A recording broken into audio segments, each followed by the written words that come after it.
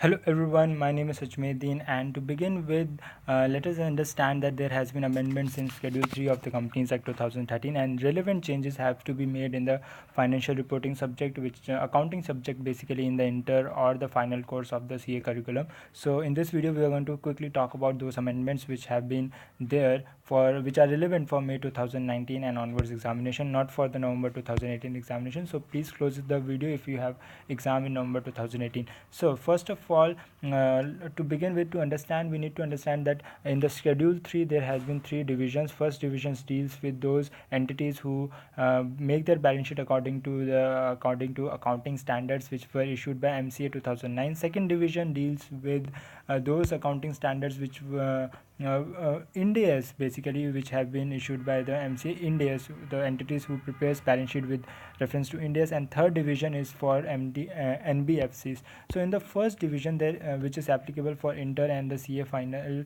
old course students who are giving 2019 May attempt or onwards, so they need to understand there has been three smaller changes. First changes, instead of word security premium reserve word has been removed and you need to write down security premium only. Second change is very minor change, it's not going to impact any of the question. The rounding off, instead of word shall, the should word has been added, so rounding off should be done. So this is not very much big difference, going to make a big difference in the third change in balance sheet.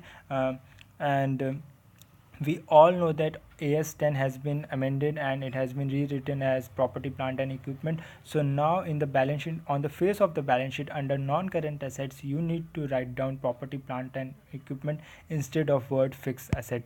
So let us begin with the division number 2, which is applicable for FR new course May 2019 and onwards. So first change is similar change, that is security premium reserve has been written down, now to be write down as security premium only. Reserve word has been deleted. Second amendment is there has been a new bifurcation added in the trade payables, disclosure of the trade payables on the face of the balance sheet. Now as per in before in India there is only one bifurcation, trade payables, that's it. But now after 2000, after the amendment, you need to write down the separate bifurcation into of trade payables into two. First bifurcation is amount which is due to MSME, and second bifurcation is trade payables which are due to others. So under non-current or the current liability, you need to write down trade payables due to MSME, and second is trade payables to the others. Now which a substantial change as per Ind AS 109 to align with Ind AS 109 has been done in the notes to accounts for trade payables and the loan receivables. So in the trade payables now, earlier before there were three bifurcations of debtors, that means debtors which are secured goods, unsecured goods and doubtful. Now doubtful term has been removed and now new two bifurcation has been added, that is debtors which have significant risk in the credit, significant increase in the credit list risk, and second is credit impaired. These were in the alignment of 109, and doubtful debtors who are doubtful has been removed. And similarly in the loans receivable also, loans receivable which were secured goods, unsecured goods, doubtful has been removed, and significant increase in credit list and credit impaired, a new two bifurcation has been added as a disclosure in the notes to accounts for the balance sheet for the FR new course.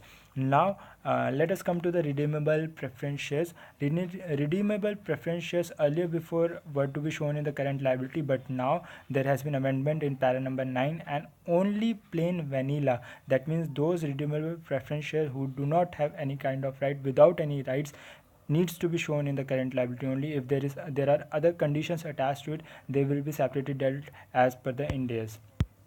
Okay, and so last and final, maybe the last and final amendment in this schedule 3 is on basis of para number 79B of Ind AS 1.